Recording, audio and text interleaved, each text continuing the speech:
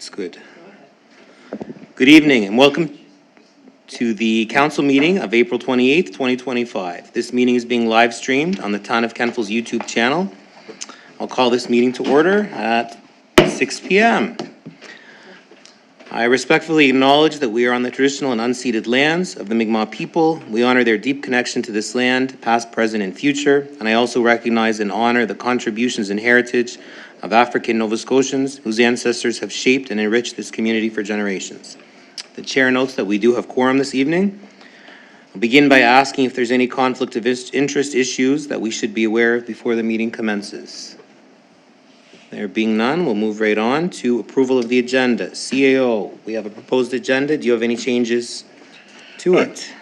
Thank you, Your Worship. Just for the public's information, there was an in-camera session prior to the public session this evening at which we discussed some personnel issues and a purchase of land. And the land purchase is coming forward to this session, and we ask that it be added under 6C. Okay. 6C, land purchase. Are there any other additions or deletions to the agenda? Moved by Councillor Savage and a seconder, Deputy Mayor Kroll. All those in favor? Okay. We have a set of minutes from the March 31st council meeting. They've been distributed for your review. Are there any changes? Actually, we have 3 sets of minutes. My apologies.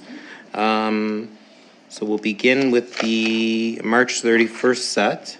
Are there any changes to this set of minutes?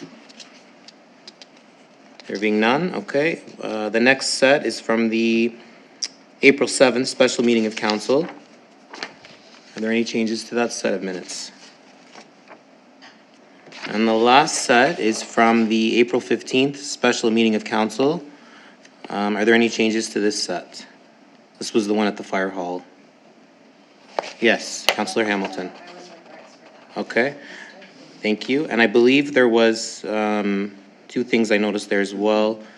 The CAO did not speak at that meeting, and Director Matthews was not present. I think might have just been the template was not adjusted. Okay, so we will accept those minutes into our file. We will move on now to, where's my agenda? Recommendation and reports. So the first item is tax exemption. At the March 14th meeting of Council Advisory Committee, Director of Finance Wanda Matthews presented the annual tax exemption amounts, and the recommendation was that Council approve the resolution for low-income tax exemption for the 2025-2026 year as follows. Exemption amount of $390 to $650, income ceiling of $32,730.70, and deadline for applications June 30th, 2025. Moved by Councillor Savage and a seconder, Councillor Baker. Is there any discussion on that? Ready for the question. That Council approve the resolution for low-income tax exemption for the 2025-2026 year as follows. Exemption amount of $390 to $650. Income ceiling $32,732.70. And deadline for applications June 30th, 2025. And voting is now open. I'd like to remind folks to check that their clicker. I did. It was fun. Voting is now closed, and the motion is carried. Thank you. At the April 14th, 2025 meeting of Council Advisory Committee, Director of Finance Wanda Matthews presented the annual spring debenture recommendation that Council approve the attached resolutions for pre-approval of debenture insurance to be ratified by Council, and therefore after ratification forward to the Nova Scotia Department of Finance to complete debenture issue for spring 2025 for the following. TBR 2024-0387-01, variance in the amount of $316,000, promissory note 11-25-24 in the amount of $726,000. So moved by Councillor Savage and a seconder, Deputy Mayor Kroll. Is there any discussion on that? There being none, call for the question that council approve the attached resolution for pre-approval of debenture insurance to be ratified by council, and that after ratification, forward to the Nova Scotia Department of Finance to complete debenture issue for spring 2025 for the following: TBR 2024-0387-01, variance in the amount of $316,000, promissory note 11-25-24, in the amount of $726,000. And voting is now open. Voting is now closed, and the motion is carried. Next recommendation is reserve withdrawal at the April 14th meeting of Council Advisory Committee. Director of Finance Wanda Matthews presented the recommendation to withdraw from reserves. The recommendation was that council approve the recommendation to withdraw $59,226 from the Town of Kentville Capital Reserve to fund capital acquisitions for the 24-25 year. If someone could move that, Councillor Andrew, and a seconder, Deputy Mayor Kroll. Any discussion on that? I'll call for the question that council approve the recommendation to withdraw $59,226 from the Town of Kentville Capital Reserve to fund capital acquisitions for the 24-25 year. And voting is now open.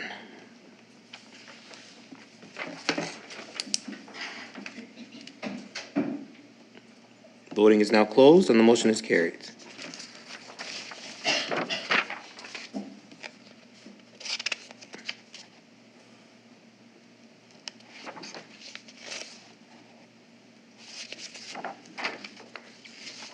So we're moving on now to Vita Development Agreement. Those.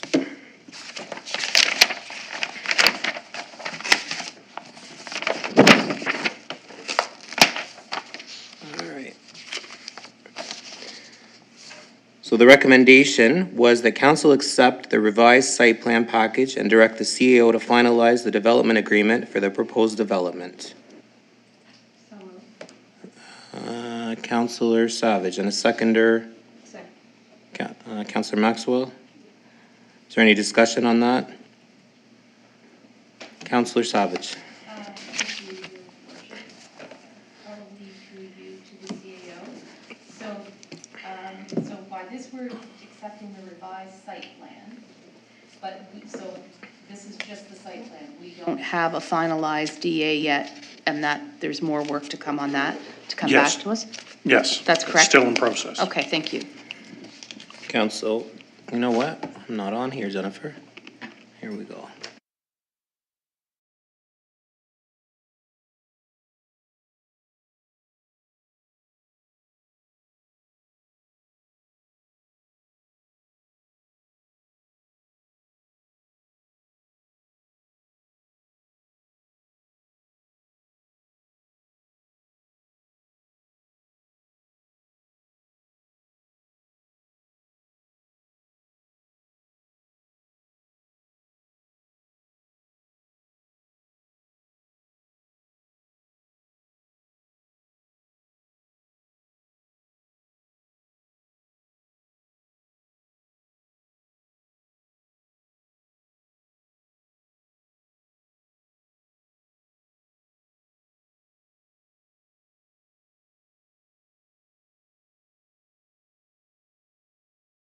Councillor Maxwell.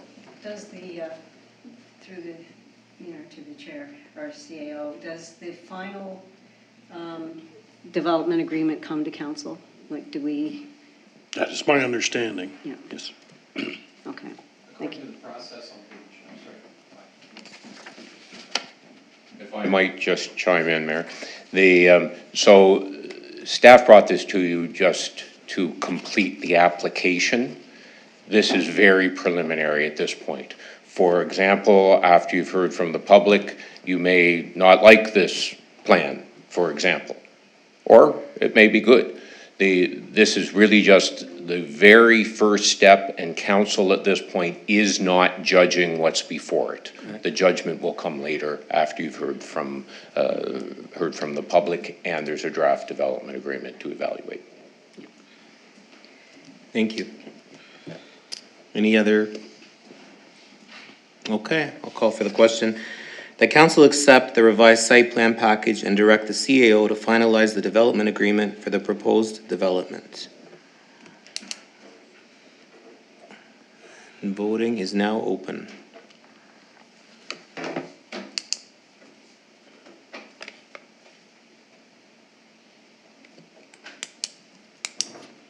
Voting is now closed and the motion is carried. Okay, at the April 14th, 2025 meeting of Council Advisory Committee, Director of Planning and Development Darren Shoup gave a report on the definition and application of amenity space in the downtown C1 zone. So the recommendation was that Council direct the CAO to schedule a public participation meeting on the proposed amendments to the land use bylaw for the general commercial C1 zone to allow the development officer the discretion to waive amenity requirements of a project if it is within 400 meters route to a public open space and remove parking requirements for residential units. Councillor Savage and a seconder, Councillor Andrew. Is there any discussion on this? Councillor Baker. I believe I asked a question of the director at the time, Mr. Mayor, regarding accessible parking spaces assigned to residential units, or he was going to get back to us on how that was going to be achieved. Yeah, Your Worship, Yeah. that would, when it comes back for first reading, you'll have a Oh, at chance first reading. to have all those discussions, yes. Thank you again. All right, I'll call for the question. The council direct the CAO to schedule a public participation meeting on the proposed amendments to the land use bylaw for the general commercial C1 zone to allow the development officer the discretion to waive amenity requirements of a project if it is within 400-meter route to a public open space and remove parking requirements for residential units. And voting is now open.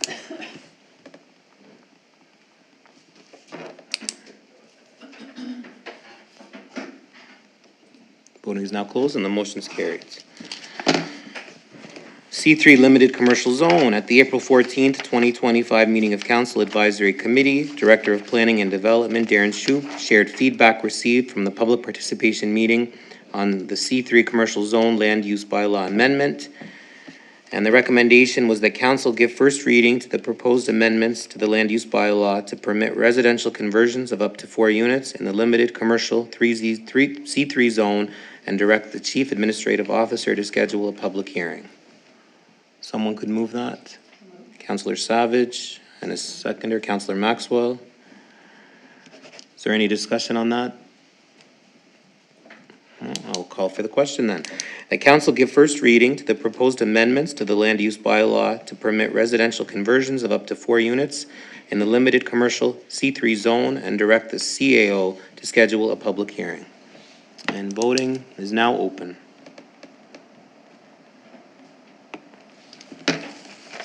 Voting is now closed and the motion is carried.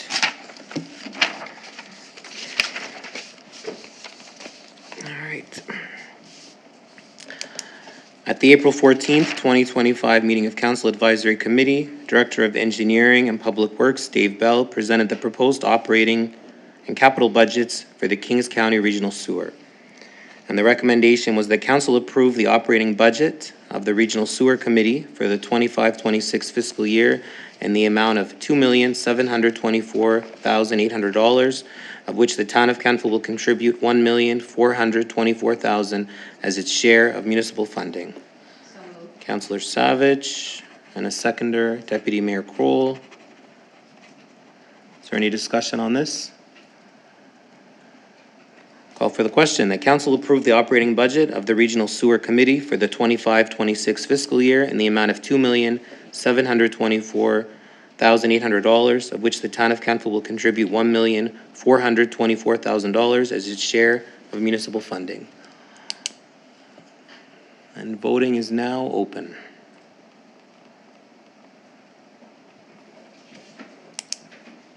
Voting is now closed and the motion is carried.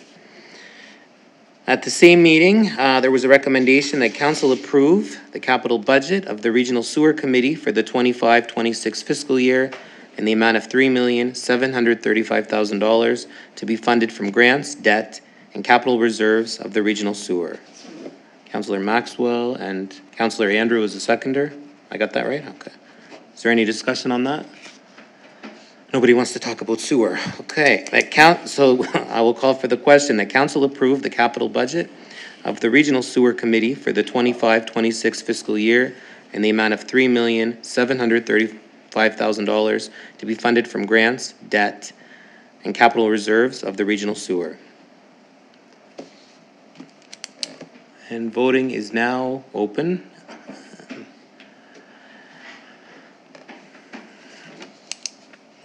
And the motion is carried.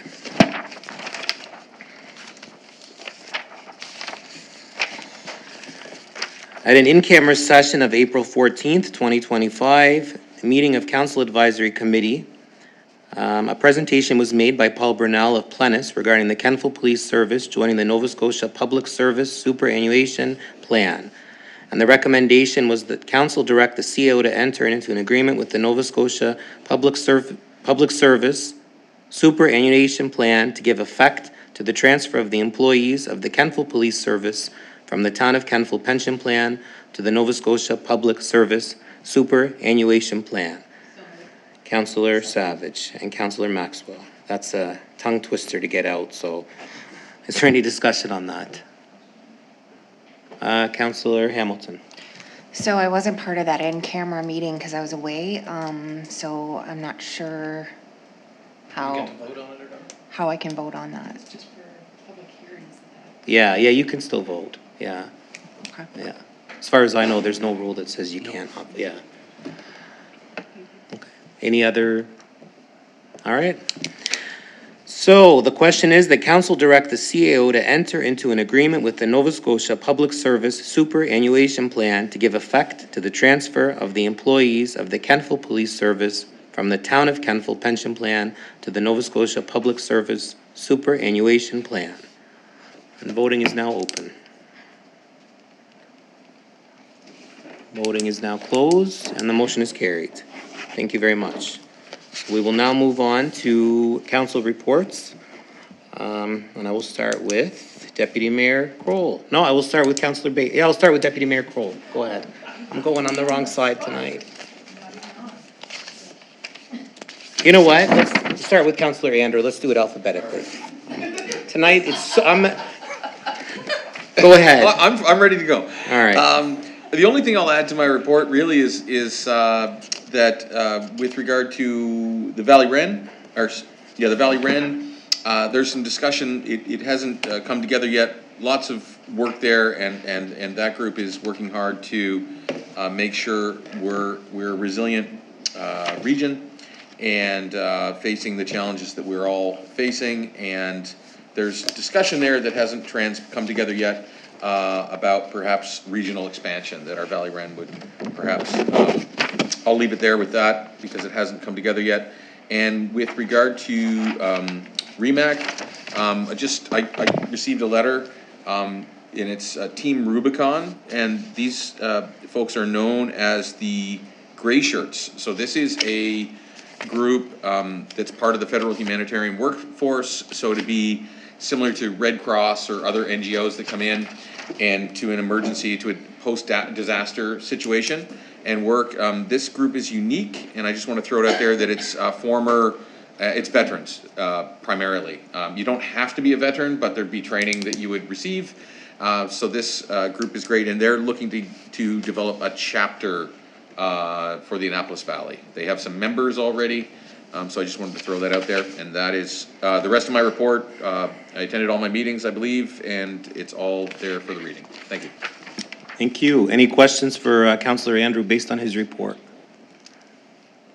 Being none, we'll move on to Councillor Baker. Thank you, Mayor.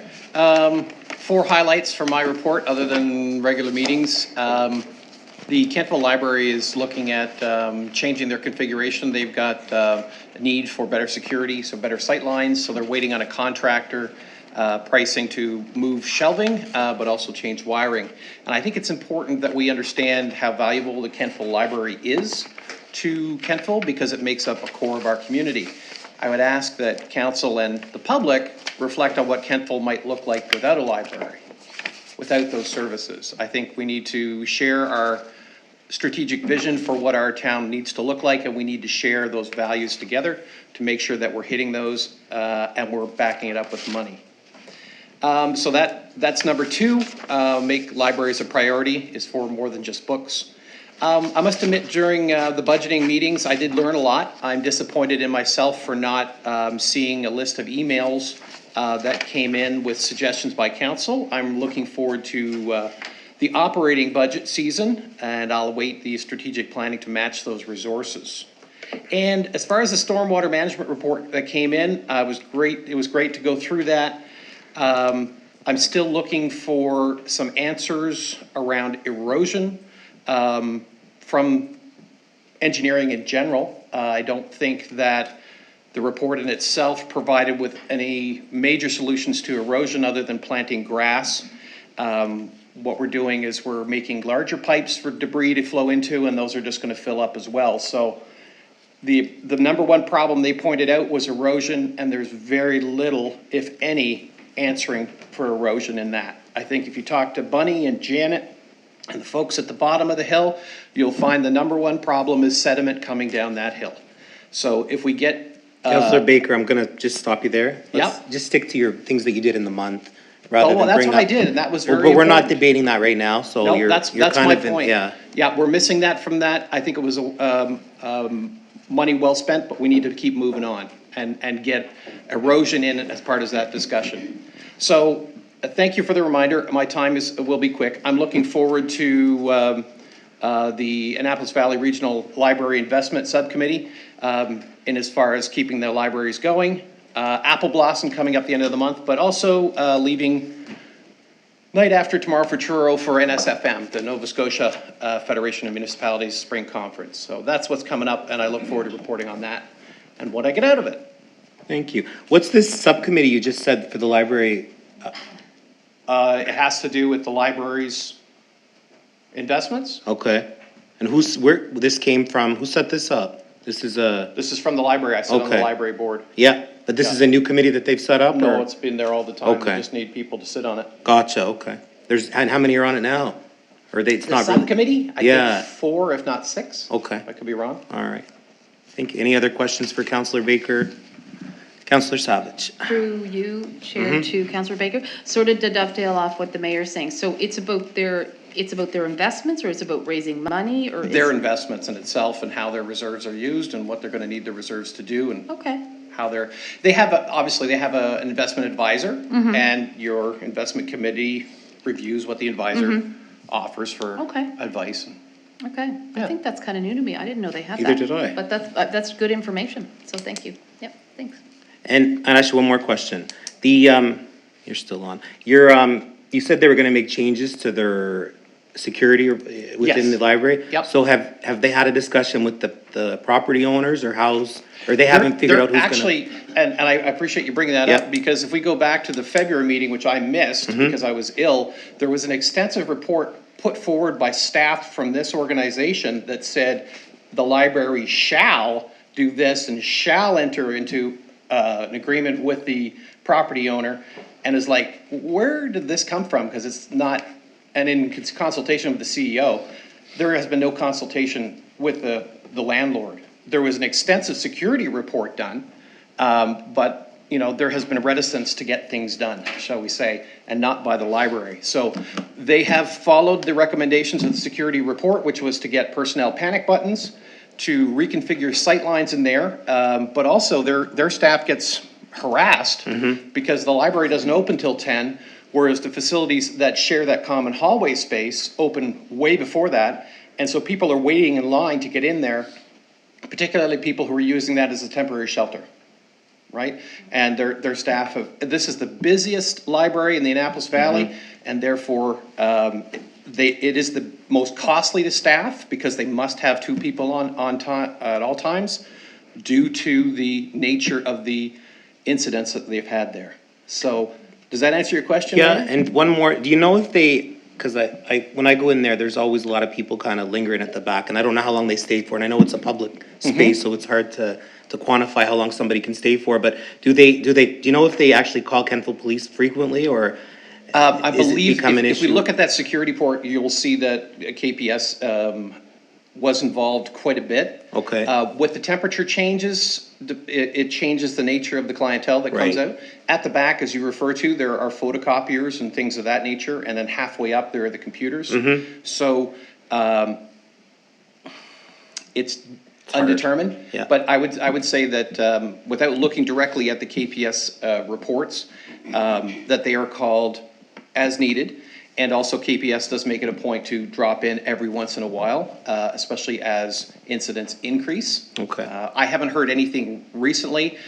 Maybe that's because the panic buttons are in place. But recently the privacy or the PVC, not PVC, what are the panels made out of? The clear plastic acrylic? Acrylic, yeah. Yeah, those panels have come down, so it may change the feeling of safety of staff as a barrier between them and the public. So I'm unclear as to how that is going to work out. But, you know, when we have one security report, it's good to have a follow-up to make sure that the actions that we're taking are valuable. Correct, okay. Thank you very much. Councillor Andrew. Through the chair, I'm just wondering if Councillor Baker would be able to direct me, or, because I was questioned by someone and I couldn't find the email, that report or grievances, and I'd like to see that again, and I just would ask whether that was, it had... Page 49 of February's. Okay. It just, do you happen to know who that was from? Was it official? The staff report is unsigned, Right, okay. but the security report was done by a security consultant whose name is attached. Okay, it was just a little confusing, and it was confusing to some other individuals too, because it just seemed almost like a personal letter, and it had the feeling that it could have had a... The or should report have or had- my report, Councillor? No, sorry, the report, there was a list of grievances, and it cited how many times the police have been called, and... Yeah. And, so you said that's page... Page 49 of February's council meeting package. Okay, thank you. Okay. Thank you very much. We'll now move on to Deputy Mayor Kroll. Thank you, Your Worship. Under the highlights, I sat on a TD Wealth webinar, market update on the reciprocal tariffs, which took place the day before all the tariffs were lowered. So anything they said pretty well was checked out the window. But anyway, basically what they're saying is that if an entity is fully diversified, the downside is going to be considerably less.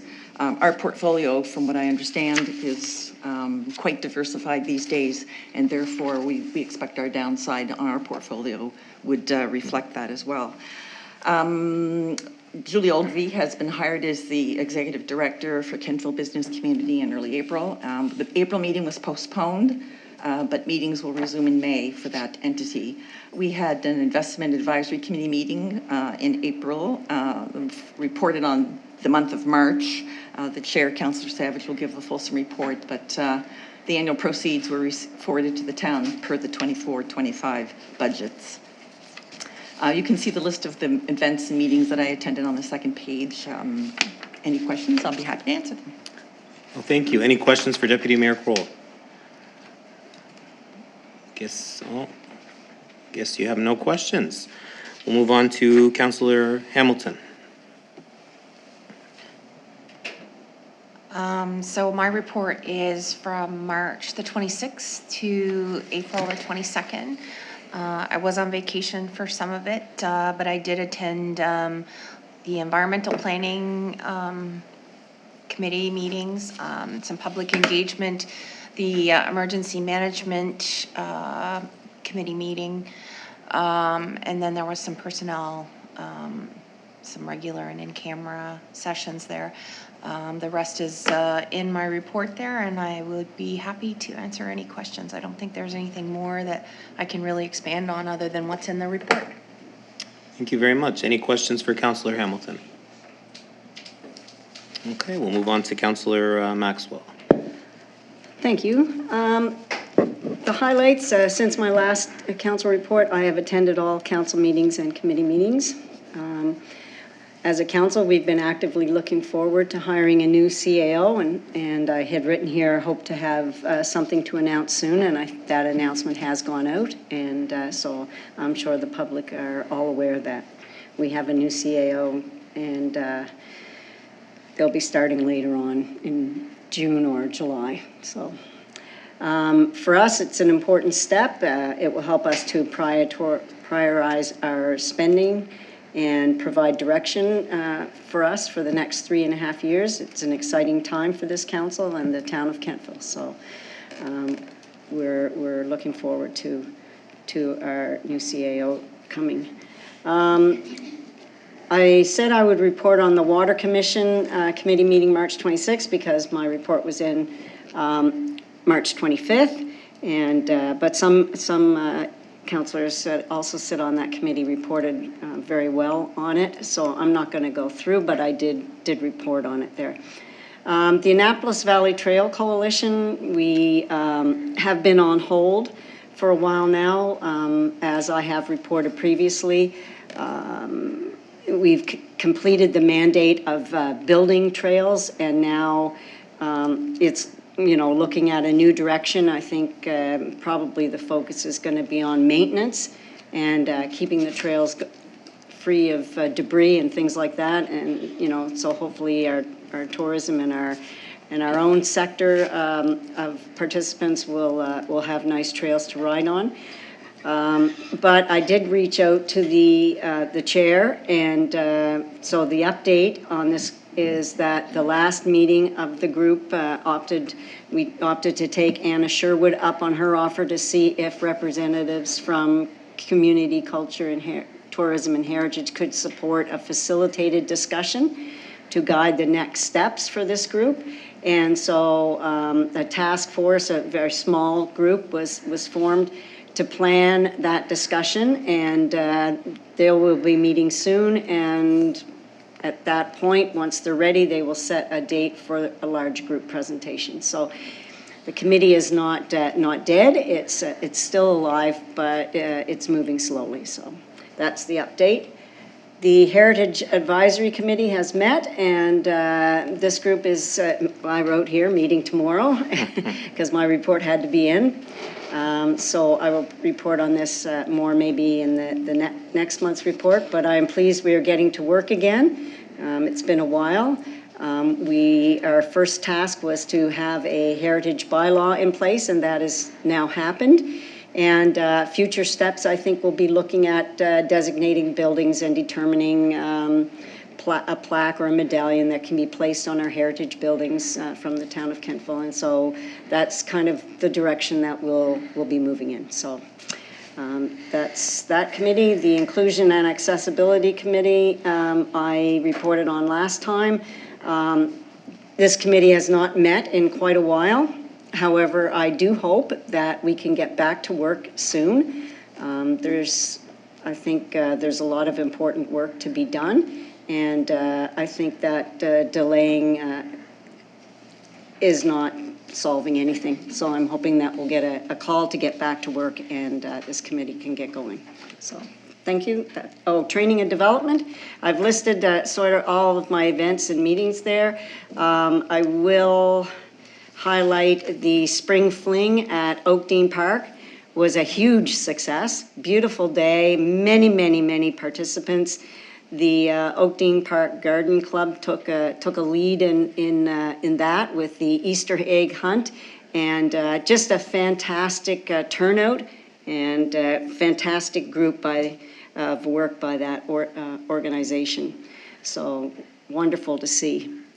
And training and development, I finished the online code of conduct course required for all municipal councillors in the province, and I've done my part, and I passed my test. Thank you. Thank you very much. Any questions for Councillor Maxwell? There's none. We'll move on to Councillor Savage. Thank you, Mayor. So A little bit heavier this month with budget meetings and audit for Town of Kentville and regional sewer operating and capital budgets as well. There were 2 meetings from the Investment Advisory Committee, March 26th and April the 16th. And to report on the April the 16th one, I have there many of our stocks declared dividends, but there wasn't many, but there were a number of them that did.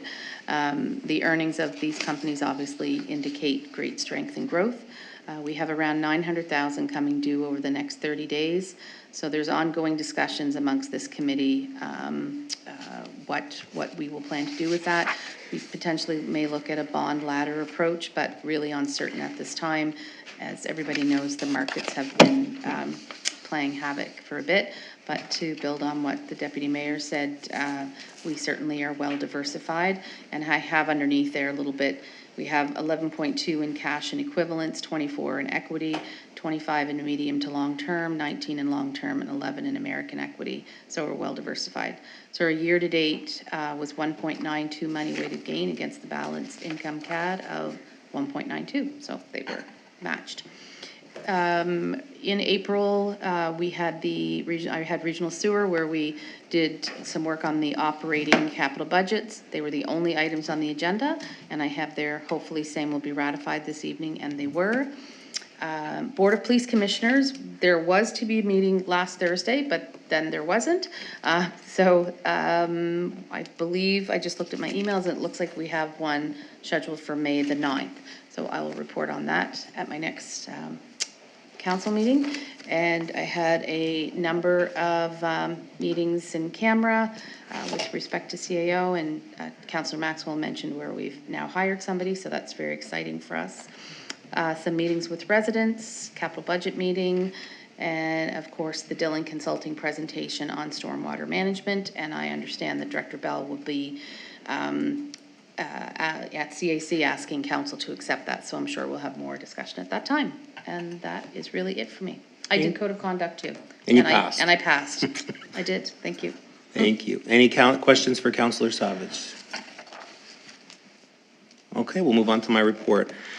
So on April 7th, we passed the capital budget, and I just want to thank all the senior staff for their hard work in this budget. I was really happy to see a budget that really prioritized the current and future needs of the town. So April 15th was the stormwater presentation to council, and it was at the fire hall, well attended by the public. And we were provided with good information, which we can use moving forward, and citizens provided feedback, which was great. I attended the IMSA meeting on April 16th, and King's Transit welcomed new General Manager Meg Hodges. There was a visit with this group to Metro Transit and to look at their implementation of electric buses, and they're having many challenges there. To date, of the 59 electric buses they have, I'm told that only 3 are running.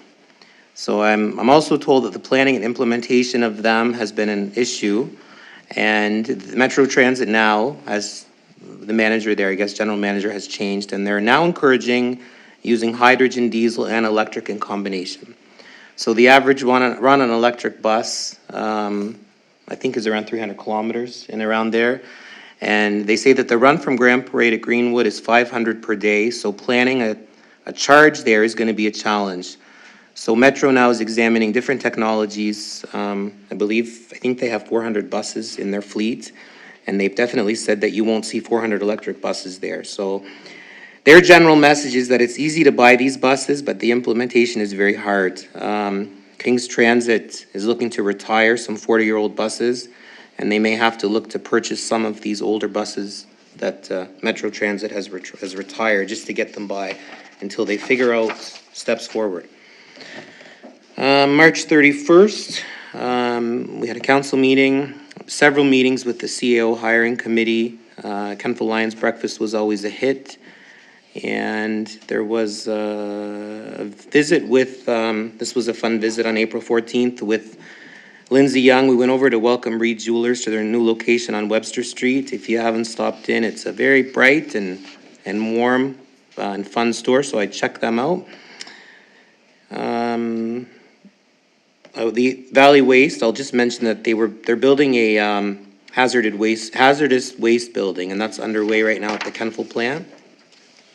On April 17th, I came in to pick something up and saw a bunch of students here, and Lindsay invited me in to meet them, and they were from NECAC, and she had 2 sets of students. And they wanted to learn more about municipal politics. So she pulled me in, and I think there might have been 12 per set. And the first question I got asked was, how much do you get paid to be on this thing? And I said, not enough. But great group of kids. They asked some great questions. And the second group, I came, I think, around 2 o'clock, and the first question was, did you grow up thinking you were going to be mayor? And I said, no, never crossed my mind until a couple of years ago. So, and they said, really? And I said, never. I said, but I'm definitely proud to be mayor. And it's not really, and I think you'll all say the same thing, it's not the money, it's the pride you get in seeing the good work we can do. So that was fun. I had a fun day here. On April 21st, Councillor Maxwell's already talked about the spring fling at Oakdale Park. That was great. I had never seen so many people there. It was great. And you know what? For it being, it was a semi-nice day. It wasn't super hot, but it was a nice day, but it was full. Saw the Easter Bunny. That was great. And I want to mention our new CAO that's coming. I want to thank our interim CAO, Mr. Matheson. He's been a tremendous asset to staff and to council over the last couple of months. But we do have a contract signed for a new CAO for the town of Kentville, and we're welcoming Mr. Chris McNeil to the town. Kentville is very lucky to have him. Mr. McNeil comes with a very impressive background. He's coming from the region of Annapolis Royal, municipality of Annapolis Royal. And prior to that, he was the CAO for the region of Queens Municipality for 5 years. And preceding this, he was the CAO for the district of Shelburne. He also held a position of municipal advisor with the Nova Scotia Department of Municipal Affairs, providing leadership and advice for more than 2/3 of Nova Scotia's municipalities in areas of governance, finance, and administration. And I just want to take a moment too and thank council for their hard work on this. This was the first time in my time sitting on council that we all were part of this committee. Past practice was to have sometimes 3 members of council go through this process, but we all worked collaboratively as a group, and we put in a lot of meetings and a lot of time, but I think we've made the right decision, and I believe we're going to have a very bright future for Kentville with a lot of fresh air. So I'm very happy to see that happen, and that's my report. If you have any questions, I'll take them now, and I guess there's none, so we'll accept those reports, and we will move on now to a recommendation. We had a presentation, public participation, or public hearing earlier for the subdivision bylaw. So the recommendation now would be that council give second reading to the subdivision bylaw. Moved by Councillor Savage and a seconder, Councillor Andrew. Is there any discussion on that? So the recommendation would be that council give second reading to the subdivision bylaw.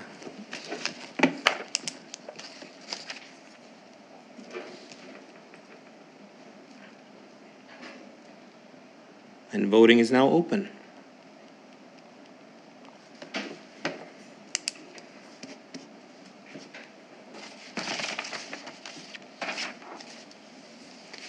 Yeah. Voting is now closed and the motion is carried. We're going to move, do things a little bit backwards. We have an update here from the CAO on human resources needs assessment. Yes, thank you, Your Worship. Just a verbal update this evening. We had closed the RFP for the consultants to do the assessment. We received 12 responses, fairly detailed proposals. The 3 CAOs met on this past Thursday. We'd hoped maybe to get to a preferred one, but what we did is we came upon an agreed set of 3 finalists, so we're going to reconvene again this Thursday with a much more in-depth review of the 3 preferred ones before we make a recommendation back on the award of that. Our application is in with the folks for hope to get some partial funding of the cost of the assessment. And we got some response back. I'm looking for a little more information Why they need GPS coordinates of the 3 town halls is beyond me, but anyway, that's what's holding the grant application up. But the wonders of bureaucracy. So that's all the update I have on that, but I just want you, like, council know where that stood. Okay. Any questions for the CAO based on this update? All right, thank you very much. Move on now to policy review. At the March 10th meeting of Council Advisory Committee meeting, staff presented a new policy statement G81, Committees, Commissions, and Boards. The proposed policy statement G81 replaces policy statement G57, Committees of Council. At the March meeting of Council, CEO was directed to review policy statement G81 in the attached report with amendments with regards to discussion and input from Council. Council provided feedback about this draft policy. So the recommendation would be that Council approve the attached amendments to policy statement G81, Committees, Commissions, and Boards. Someone could move that? Councillor Savage, and a seconder, Councillor Hamilton. Is there any discussion on that? Councillor Savage. Thank you, Mayor. Just on page 3 of 22, section 5.22, and I was speaking with the Deputy Clerk about this, particularly as it pertained to the Investment Advisory Committee. Council may, at its discretion, extend the terms of committee members should no new applications be received when committee vacancies are advertised. So that's germane to any of the committees, right? It's not just any, I believe that's in all of them, right? Yeah. yeah. Okay, I was happy to see that part, so thank you. Okay. Yeah. Councillor Maxwell. Thank you. I did bring this up last time about the Student Advisory Committee, Bursary Committee, and the RFD, I will do one, so I'm hoping that there will be a change in this committee. I listed several sections that do not apply in that committee of councils that to this committee, and I will bring forward an RFD. I believe it should be an ad hoc committee, which is one that meets occasionally and does some business, and then that's it. So this committee meets basically one day, and after members have reviewed all the information, meets one day to do the selections and discussions. So I really think that including it in the committees of council is not the place where it should be. And it should be an ad hoc committee, and I will put an RFD on that. So I expect in the next couple of months that one will come forward to council for consideration. So I hope to see a change there. Thank you. Thank you. Councillor Savage. Through you, Mayor, to Councillor Maxwell, why would you have to do an RFD? Like, could just not be carved out and be an ad hoc committee? Like, it just seems... Yes, I do not understand why I am being asked to do an RFD when we are reviewing this policy right now. Yeah. But staff has come back and told me that I need to do an RFD. So I'm just going to follow the directions that I've been given. And but I feel very strongly that that could have been handled here. Thank you. Could it not, Mayor? Yeah, CEO, did you want to speak to? Council's always free to make amendments Right. to a proposed motion. There's nothing. I would say to do it now before it's approved. Why would you want to go through that? Yeah. Yeah. Yeah. So what, do you want to state the amendments you're looking to, you make them now and then? Well, I'm thinking that when you're talking about student bursaries, that, and looking at maybe myself, at some point not being a chair of that committee, that there should be somebody on council who is used to doing that sort of work and understands the complexities of privacy and keeping financial situation private and so on. So I would expect also that the chair, whoever the chair of that committee was, should select a couple of members, and hopefully there are a lot of teachers in this town that have that ability, that they would sit on a committee. And I would recommend, where it's only once, that as long as the chair is consistent, that those players stay consistent, and once the chair changes, then you may do another call for new people. But I believe that it's important that whoever chairs that has a sensitivity for financial information from families and so on, and has experienced people in dealing with that.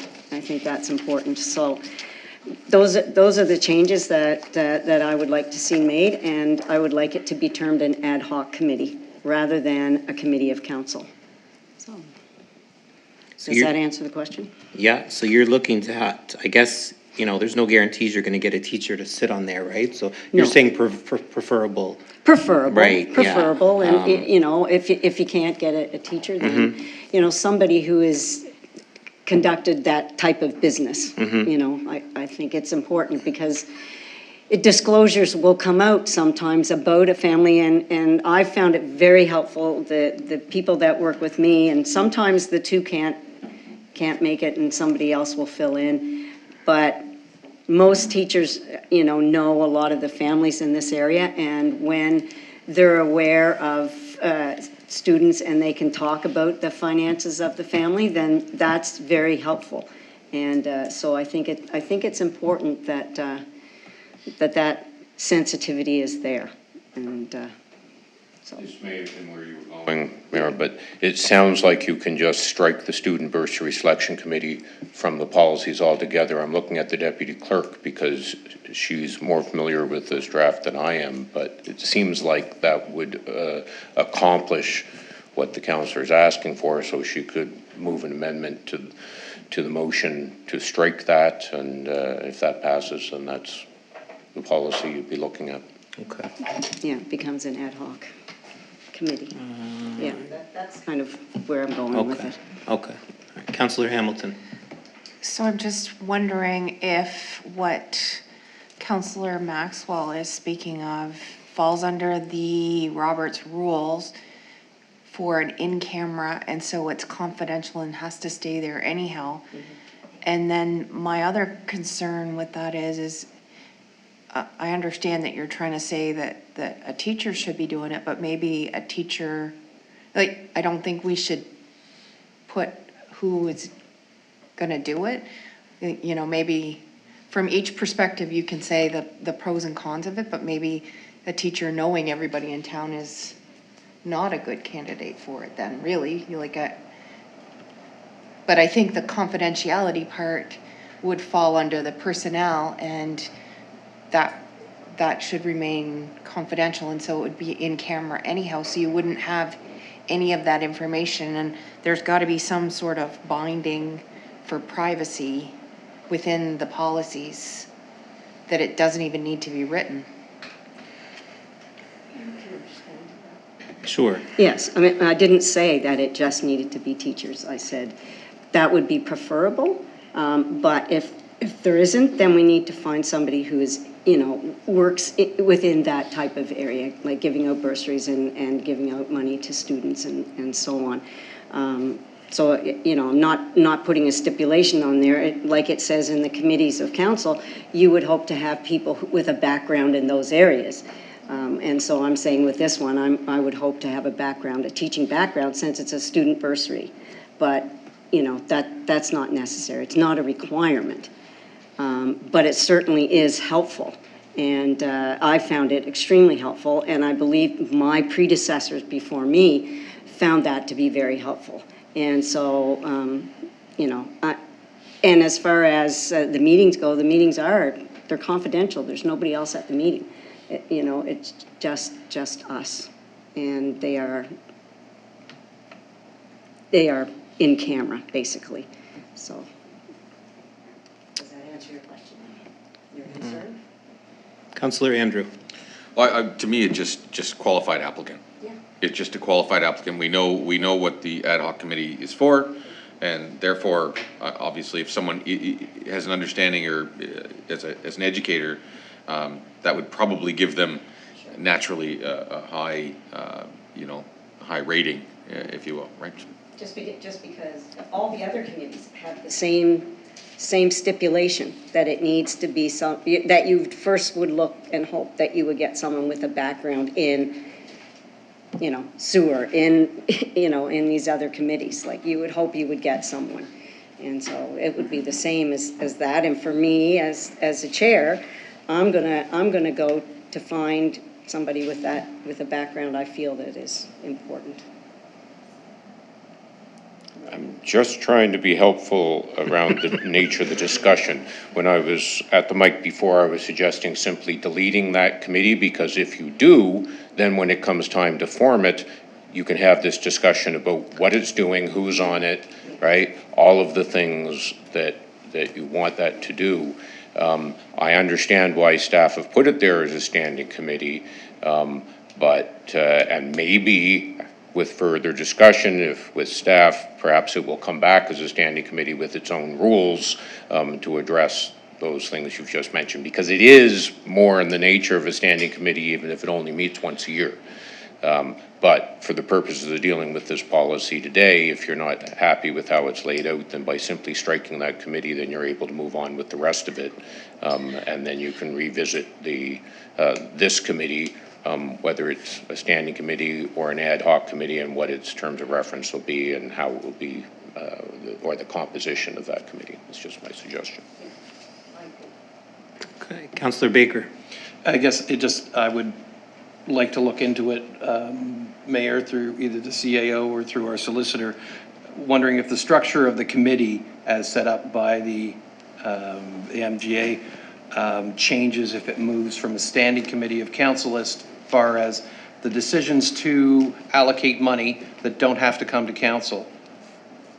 Right? The committee's given a certain amount of money and it is allowed to allocate it according to the way they see. Does the standing committee allow to get to do that versus an ad hoc committee that may not get to spend money on behalf of council? No, because we still have a budgeted amount for those bursaries, right? Yeah. Regardless, so I don't think that's a factor. I just suggest we do that, we look into that. Yeah. Councillor Savage. Thank you, Mayor. I would agree with what the solicitor said, and just that it should be stricken now and then maybe sent back to staff and deal with how it's going to come up later. So, thank you. Thank you. So we have a motion on the floor to approve this one. So, Can we amend that? what's the best way to? It's best to do an amendment. All right. So You can have a motion to get on the floor, then someone makes a motion of an amendment. The amendment, and then where the amendment passes or fails, then you vote on the main. Okay. So anybody want to move an amendment? Okay. We already got a motion on the floor to approve policy. We have a motion on the floor to approve this policy. Councillor Savage. And Councillor Hamilton. I'll move the amendment to strike. Well, are you good with these changes? Yeah. Okay. Yes. And you're good with, okay. Sorry, Councillor Maxwell, would you prefer to do that? No? I move to amend the motion to accept policy G81 as written, but to strike the student bursary selection committee. Referring it back to The amendment should be worded just to strike just to strike. that Let's committee, stop because it. the original motion covers the rest of it. Right. Is there a seconder? Councillor Andrew?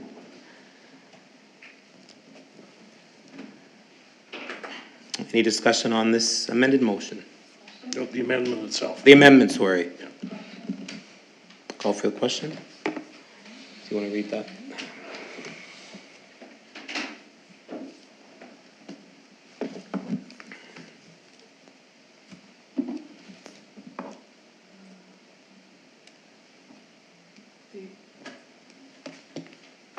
The amendment is just to strike the student bursary committee, and I'll put that up for Okay. voting. Voting is now open.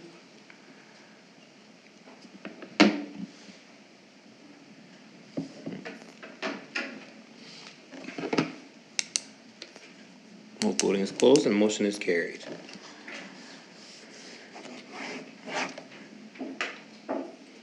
They have to Now we'll just approve Vote on the main the motion. main motion. Unless there's So, further debate. yeah.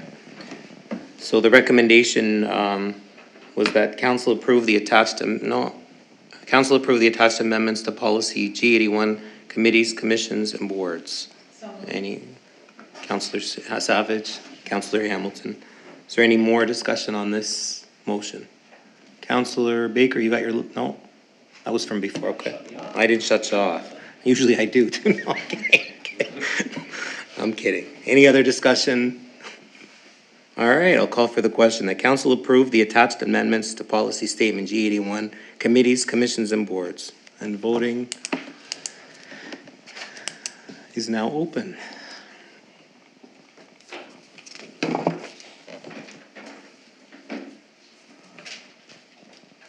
Voting is closed and the motion is carried. Thank you.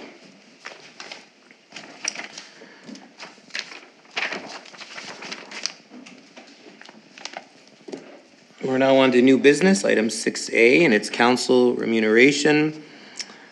CEO, I can do you want to? Yes, give you the thank you, floor. Your Worship.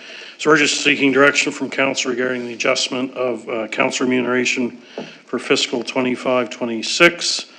The remuneration is governed by policy G5, council remuneration benefits, which has a couple of provisions. There's an annual market analysis done prior to the election, which was done, and the changes coming out of that were approved by council. And second, is 4.4, all council remuneration shall be adjusted annually in accordance with the Consumer Price Index increase of the previous calendar year by motion of council.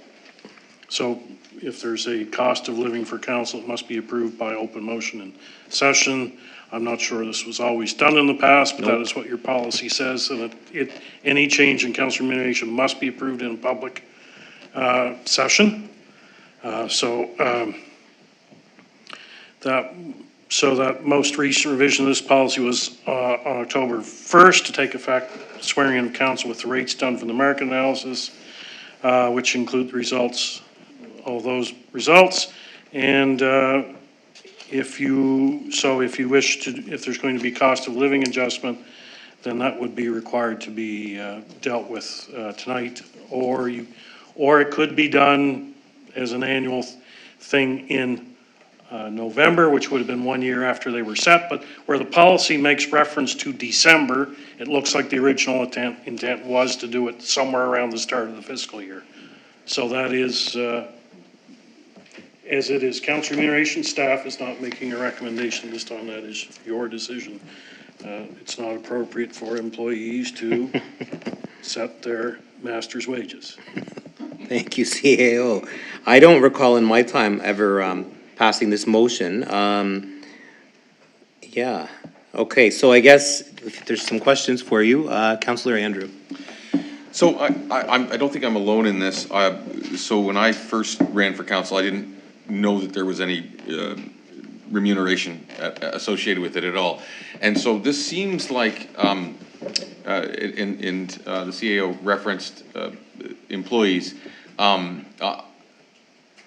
I guess my question would be, why is cost of living associated with something that I deem to be more of as a stipend or something to offset, rather than, anyway, I don't know if that changes the relationship or changes how we talk about it, but with cost of living seems like an employee-employer discussion rather than something that is a stipend, and so, I guess the question, so my question in that sense would be, is this an employee-employer situation, which it sounds like it is, versus being a stipend, given for service, or I'm trying to get my head around that, why you would apply cost of living to this kind of reimbursement. I think it's always been done that way, that, staff, April 1st happened, the new year started, and staff received their cost of living increase, and council did too. So, it is a job too, sometimes, and it's good, there's a lot of benefits from it, but it is a job too, so. Councillor Savage. Thank you, Mayor. Yes, I would agree that the CPI should be applied to the wages on a per annum basis. I understand what the councillor next to me is saying about it being a stipend, but it is a salary. It is something we report, you know, on our tax return. So it is actually a salary, albeit, you know, somewhat nominal. It still is one. So I would agree that we should apply the CPI to it. And just for clarity too, it's, was it 3.5% or not? No, it's consumer price Right, index. okay. That, I believe it's 2.3. Yeah, it's 2.3%. Oh, I thought it was like 10 point, no, I'm just kidding. Yeah, it's 2%, like 2.3%, so it's not. And typically, in my 5 years, like I said, it was just an automatic. Yes. It never came to council, nor did our wages either. This last year, I think, was the first time in October that we had that before, with the old council, it was the first time that we ever kind of set those, or had a conversation on those salaries. Any other discussion? Councillor Maxwell. Well, thank you. I just want to share in Councillor Andrews' comment, because I always felt that this was a stipend that I came here to give my service to the town, and I'm not here to take whatever I can get out of the town. And so I just want to let the council know I'm on the same page as you.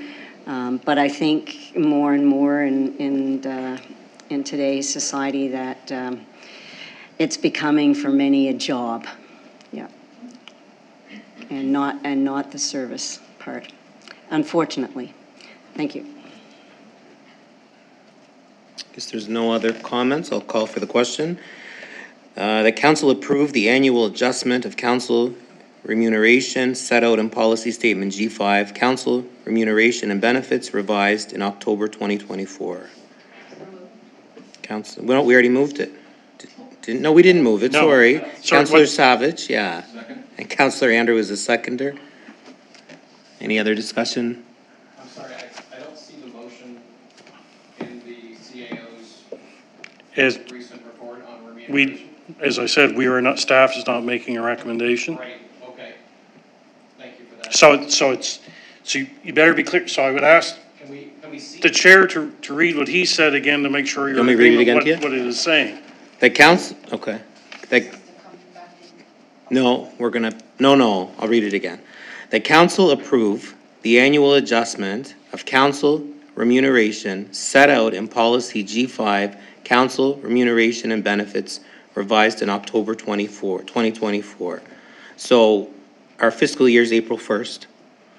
So what the CEO said is that we didn't pass, this policy was never looked at every year. It was just an automatic, whatever, 2.3% increase in your wage. And because this year we have a CEO who likes to follow policy, we have to officially pass it. Or you don't. Already done? Sorry.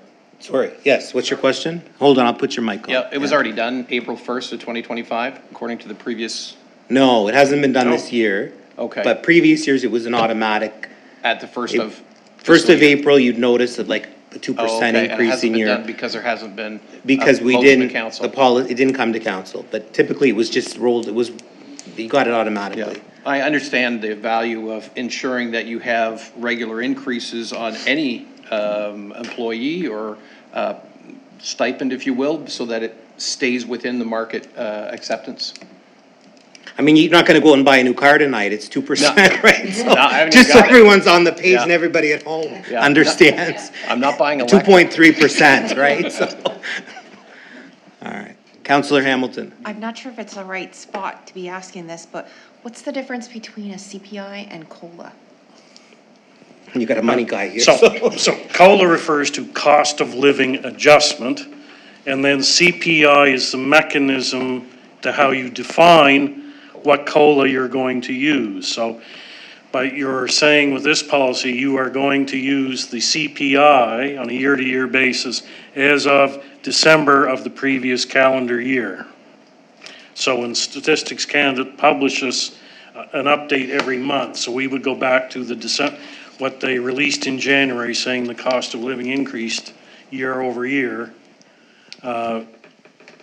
from December of 2023 to December 2024, which was 2.3.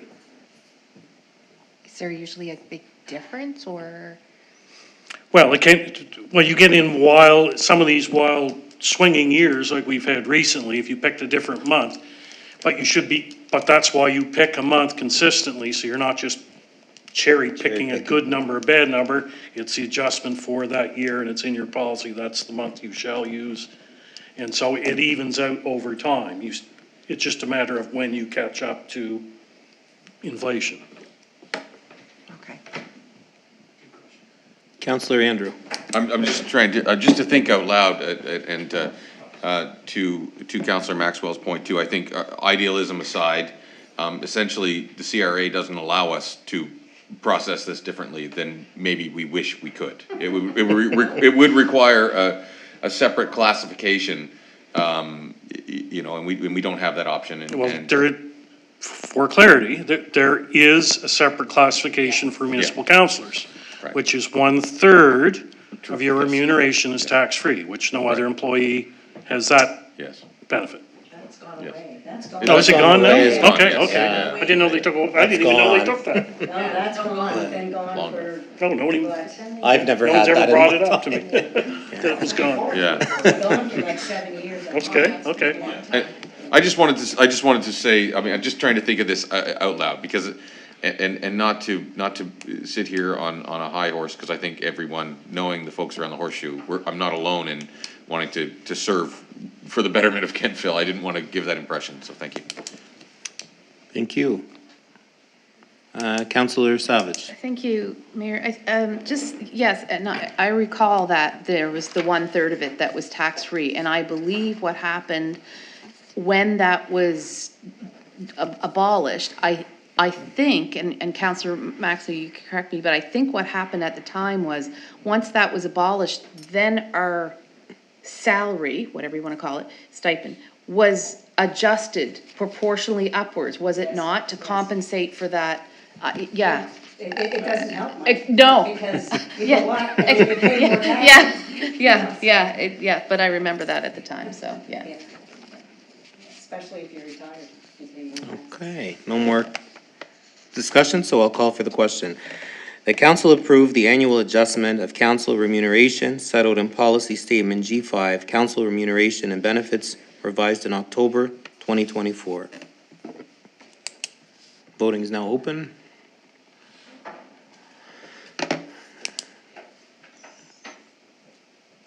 Voting is now closed, and the motion is carried.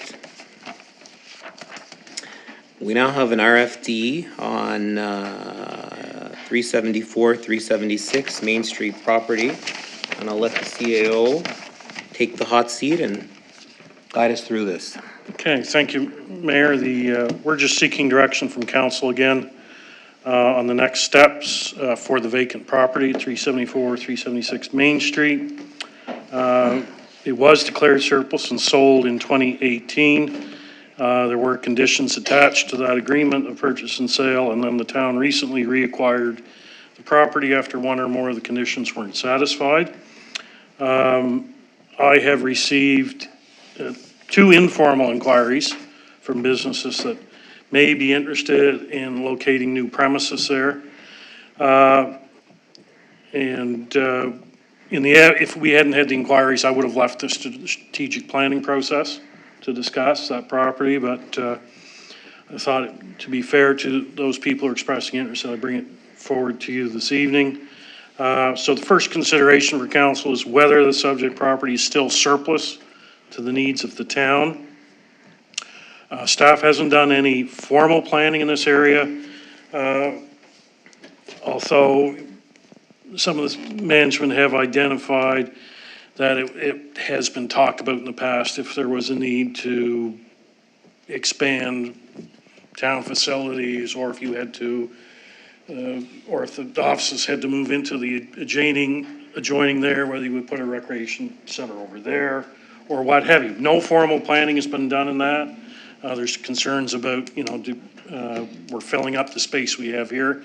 But again, we're not past capacity yet, so we're not saying that. But it has been, top of mind that at some point we may have to do something with this property.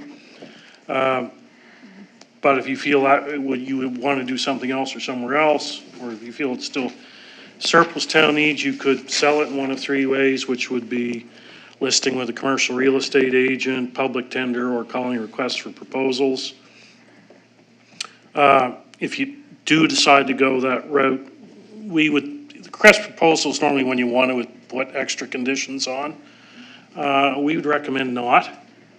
It's either it's surplus and you want to let go for development or not, but it gets complicated when you start putting extra conditions on property. If people are interested in having it to develop, allow them to develop or not.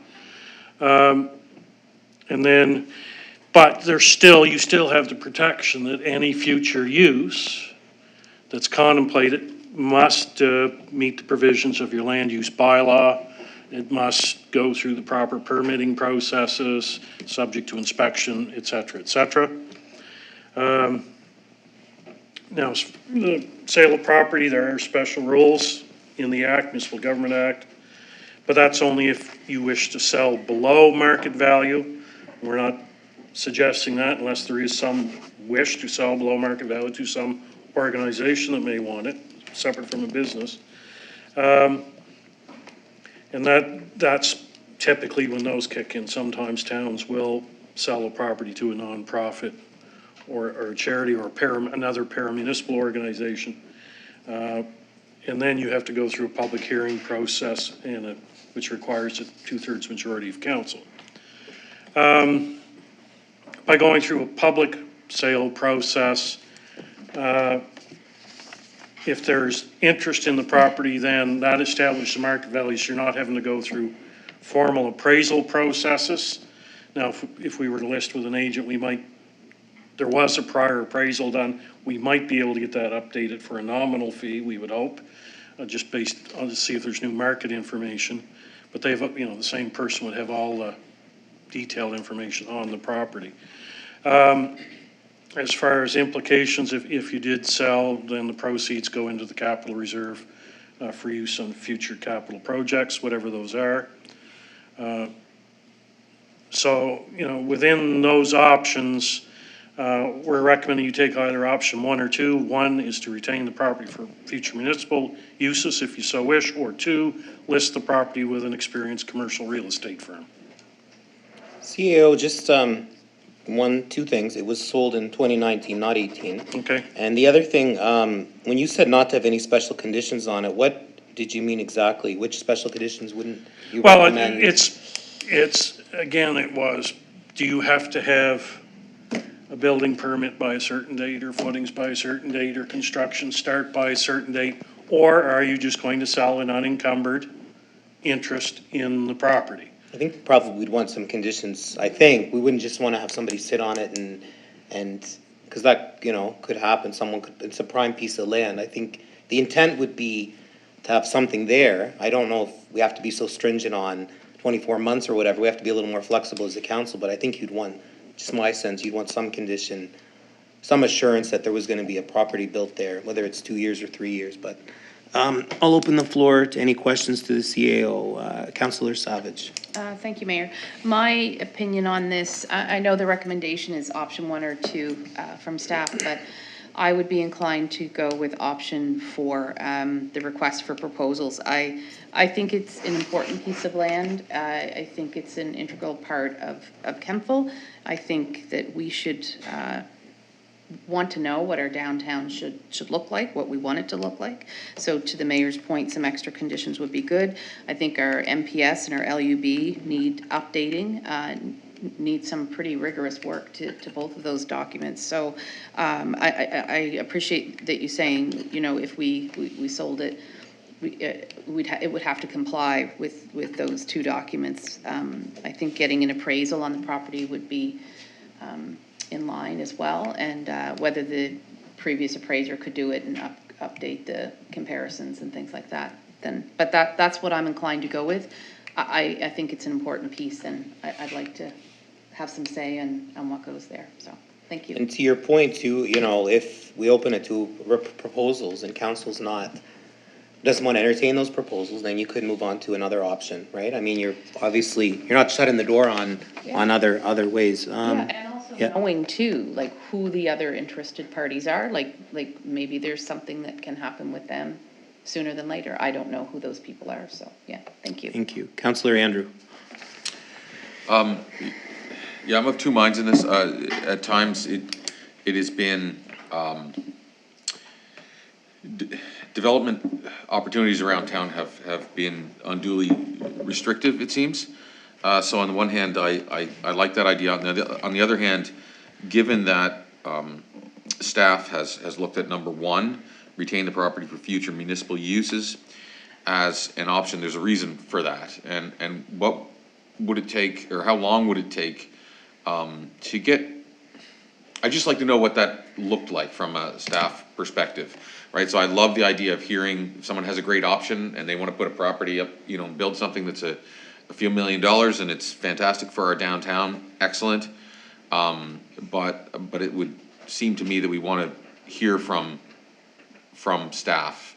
What does that look like? And how soon do we perhaps need additional office space or recreational facilities before we, there's not a lot of land right in town that's accessible and on the flat. So I think we want to be really careful about releasing it if staff has something in mind. It might be a worthwhile thing to chat about in camera. Thank you. Thank you. Councillor Baker. Oh, geez, sorry. You shut yourself off this time. Maybe it's a good thing. Just to follow up with what my colleagues have said, I think it would be in our best interest to get the work done that we need to do strategically on our MBS and LUB so that a prospective buyer will actually know what we're thinking might be the covenants that are in place, instead of selling it to them and then changing the MPS and the LUB after the fact. So I think it's in our best interest and that of the town of Kentville to, as the CAO said in his background, that normally we would have deferred this discussion till after a new strategic plan to see what this council wants to see Kentville do. Other than the fact that there are two other people who are asking about it, I'd say that we take back our agenda and not get pushed into stuff.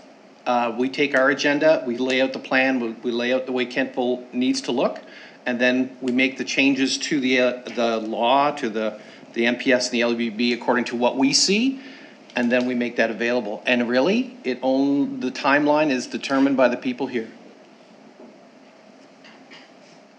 Councillor Maxwell. Thank you. I agree with Councillor Savage. I would like to issue requests for proposal. I think it's very important that we know what goes on that piece of property, because we are responsible for whatever buildings end up in the downtown. And we wear that. And we wear it forever because that building's going to stand there. So I think it's important that we know what's going there.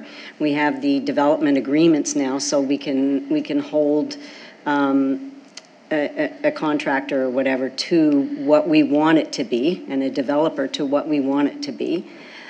I look at our capital reserves and our financial situation right now, and I think that it's important that we start to find money to put into those reserves so that we're not depleting our reserves too quickly. And as for future municipal uses, it would be a long time before I would be putting money into a new town hall or a recreational facility downtown, considering the current situation that we're in with infrastructure and needing to upgrade infrastructure. So I think we're a long way from having a new town hall or a new recreation type of facility downtown. I look at our finances. We need to probably sell that land, we need to know what goes on that land, and we need to take that money and put it into our capital reserve fund, so we have more flexibility to make changes in the downtown, or in the whole of Kentville. So, you know, we're not scrambling to fix roads and put in stormwater and fix our rink and our pool and things like that. So for me, it comes down to finances and, you know, what we need right now, and what we need right now is, I think, money. So, thank you. Thank you. Deputy Mayor Kroll. Yes, thank you, Your Worship. I agree with both Councillor Maxwell and Councillor Savage. I think we need to issue a request for a proposal for this property. We did that, I believe, when the property was put up for sale in 2018, so we'd have some control or some knowledge of what was going to go on that piece of property, because it is a very important corner in this town. I also agree with Councillor Maxwell's comments on our capital situation. We have an awful lot of large projects that are coming up in the next 2 years. I don't foresee anything coming up with the town hall or recreation center for years, and I mean 5 years or more, and probably more. So I would suggest, and my vote would be to issue the request for proposals. Thank you. Councillor Hamilton. I'm gonna agree with the other councillors. I think the request for a proposal would be good to know what is out there. I think that we need to be updating, and that's coming up soon. We need to take a really good look at the MPS and the land use bylaws. And they just need some updating as well, but I think that's where I don't foresee us doing anything with the town hall or recreation facility from my end either with the finance. Thank you. Councillor Baker.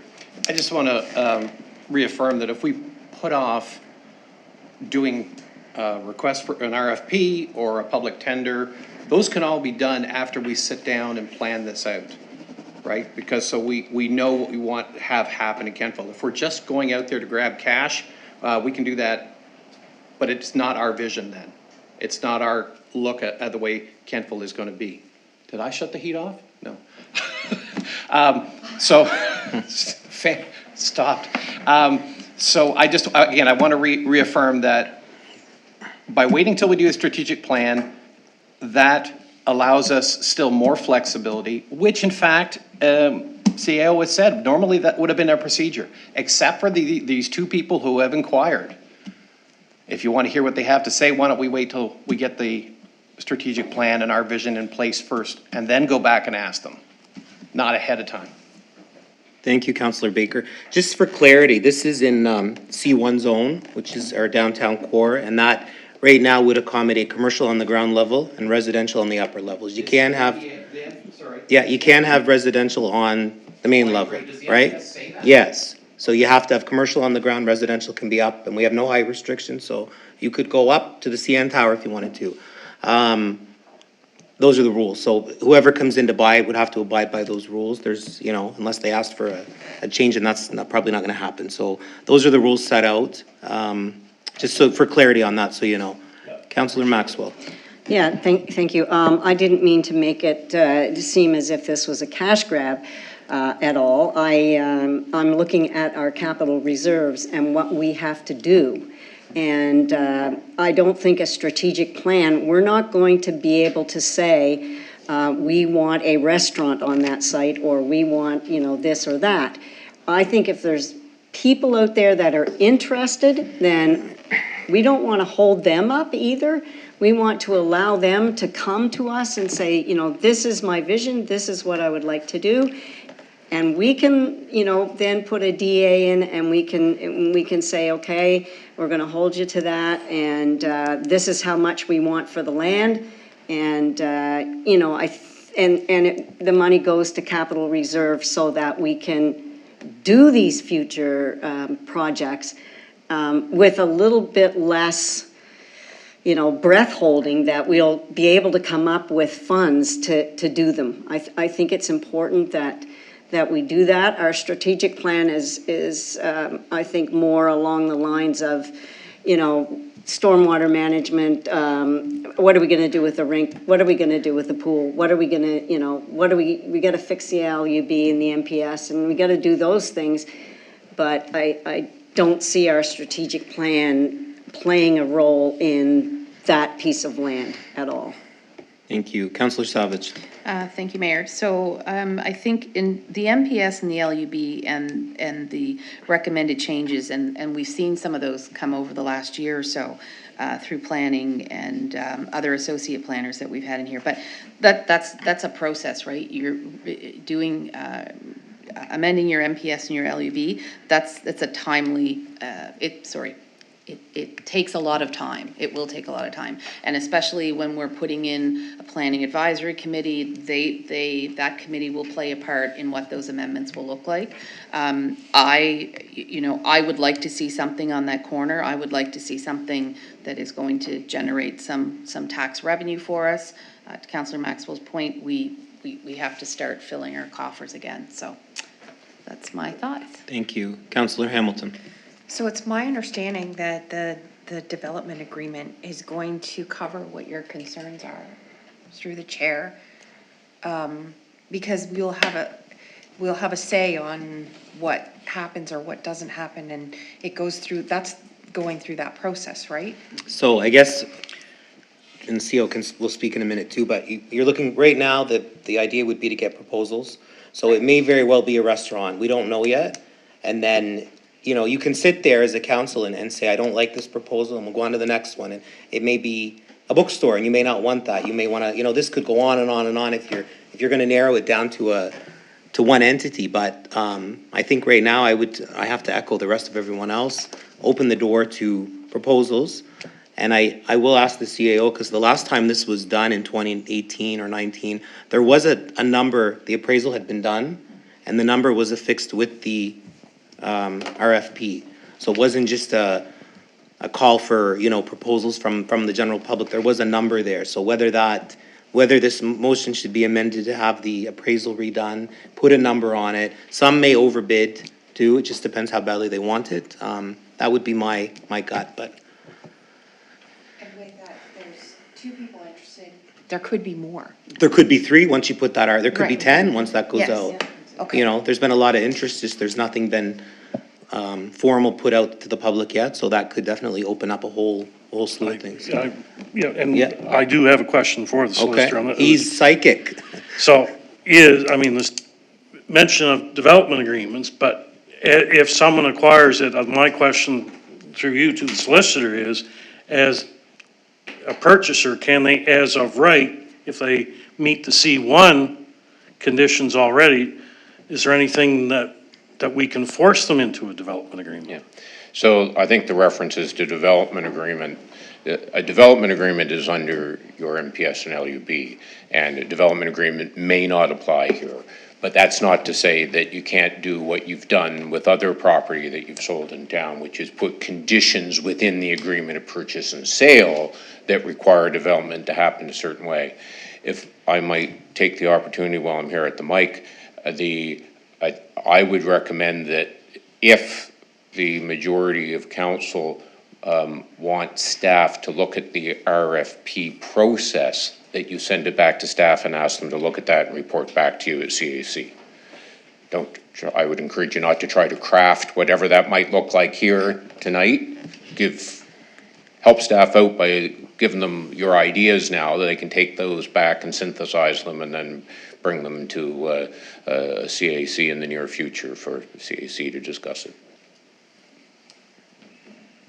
That was going to be my other point, yes. So, and the fact is, why on earth we would ever put an appraisal in the RFP? That's bidding against yourself.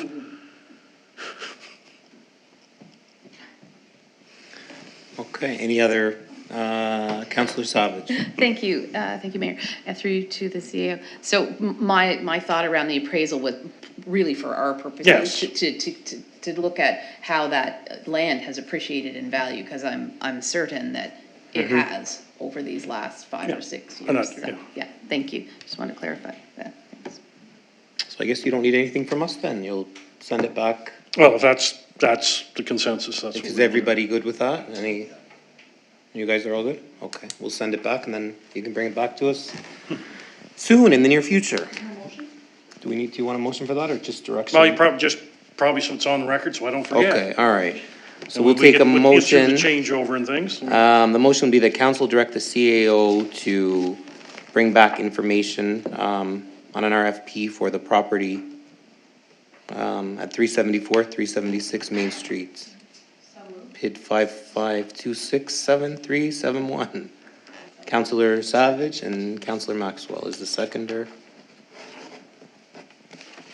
Any other discussion? We'll call for the question. Want to pop that up?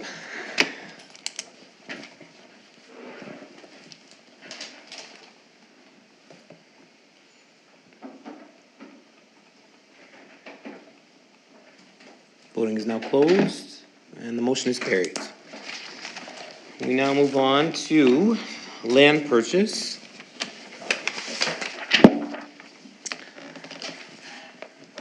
So this, the background on this is that a transaction, a process started in camera in August of 2024, where there was a decision to purchase some Healy properties on the Donald Hills Connector. So the recommendation tonight would be that council complete a land purchase of 13,438.3 square meters from Stephen S. Healy Investments Limited for consideration of $98,000 and conveyance of an additional parcel of land of 3,599 square meters and release an easement on the first parcel for the purpose of constructing the Donald E. Hills Connector Road. Moved by Councillor Savage, seconded by Councillor Andrew. Is there any discussion on that? None. So, call for the question that the town of Kentville complete a land purchase of 13,438.3 square meters from Stephen S. Healy Investments Limited for consideration of $98,000 and conveyance of an additional parcel of land, 3,599 square meters, and release of an easement on the first parcel for the purposes of constructing the Donald E. Hills Connector Road. And voting is now open.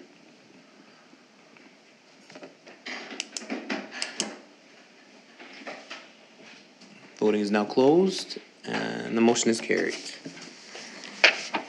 We now move on to our public comments. So I'll invite. Would we be able to have a motion to repeal the old? Yeah, sorry. Yes, thank you, Jennifer. We need a motion to repeal policy statement G57, committees of council. So we've approved our new one. So Councillor Andrew and a seconder, Councillor Baker as the seconder. So council to repeal policy statement G57, committees of council. And voting is now open.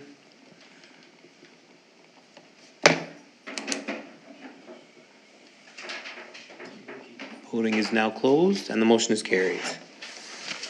So that concludes our business of tonight. I will open the floor now to public comments. If any members of the public want to come up to the podium, you'll have 3 minutes to speak.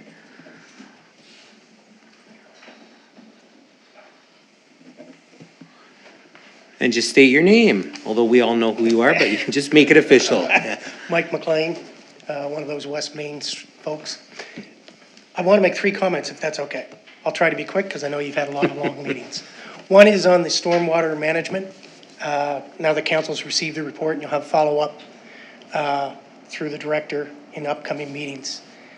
Just to reiterate that is the starting point. I think a lot of, even the public, thought, okay, now things will happen. That's just the starting framework to pursue work. So what I would challenge or ask council is consider some direction to staff to come back with recommendations in the operating budget, not the capital, but the operating budget to address one of the weaknesses identified, which was a maintenance plan and regular maintenance. If you're going to do something and ask staff to do it, you have to provide the resources to them. That could be human resources, that could be equipment, or that could be contracted work. And I'll use the example of the south side of the Harvest Moon Trail down by our properties on West Main. That is probably 3/4 full of silt since that new pipe came in. If you don't start some regular maintenance, you're gonna have some bigger problems. It's already been identified, and ours isn't the only area. There's areas identified that the 1 to 5 year storm, the system doesn't handle it, I'd suggest you're at a risk factor there as a town. You gotta find some money. I accept that that may drive my taxes up, but those are the things that have to be considered, and sometimes that's a good thing. You may free it up somewhere, but you're starting your operating budget, so I'd ask some consideration that there's a need for some resources, so that we're not here a year or 2 years from now saying, well, we don't have the resources to deal with that. That's a big challenge, but that's what budgeting is. Second one had to do with streets. Budgeting again, a little bit operational.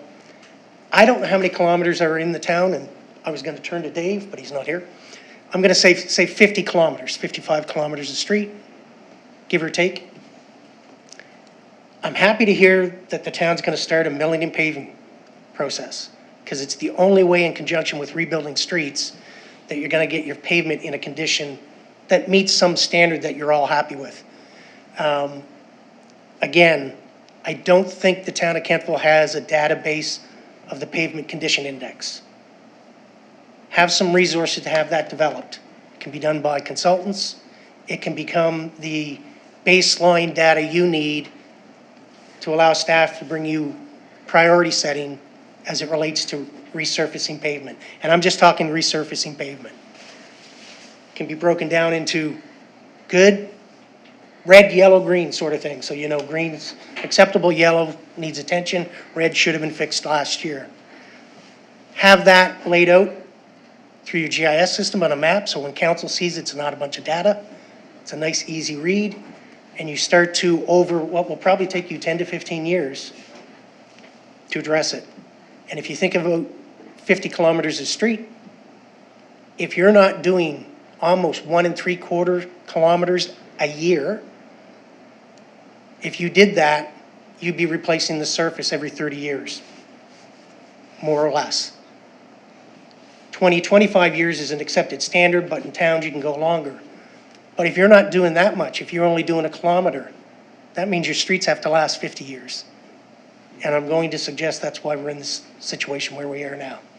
So resources in the budget to start to have a rational approach to that that allows council to set priorities. I know it's expensive. I heard 1 kilometer is $1 million. Yeah. That, based on my past experience, seems exceedingly high. I've been out of the business for 1.5 years, but that would be 100% jump from what I understood it to be, so staff should bring you info on that. The last one, and thanks for the indulgence, low income exemption. I know you said it for tonight. It's been one of my kind of areas of interest since I got back in municipal government in 2004.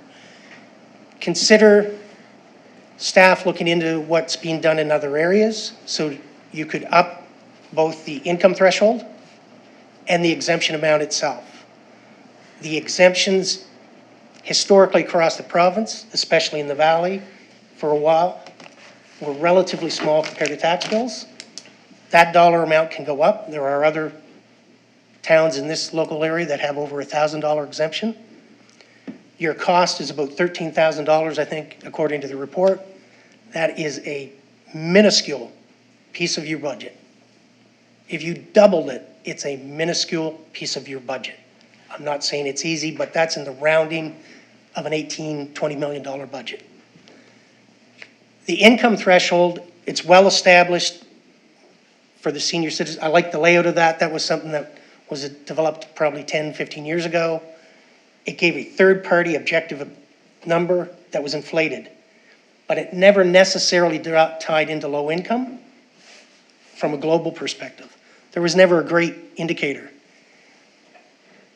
A living wage has now become a concept that most areas are starting to understand. You can get that number for this region. I'd suggest you try to attach the living wage. So if somebody makes less than the living wage, in theory, you might consider that person to have some challenges, low income. That become a new barometer. That would up your threshold to the mid-40s, so $45,000. The County of Kings does it, Town of Wolfville does it, I'm not sure who else. Anyways, thank you, that's all I had. Thanks, Mike. Any other public comments this evening? Last call. Well, there being none, we've concluded our business. I take a motion to adjourn. Councillor Maxwell and Deputy Mayor Kroll is a seconder. We will adjourn. All those in favor? We will adjourn at 7:43 PM. Thank you.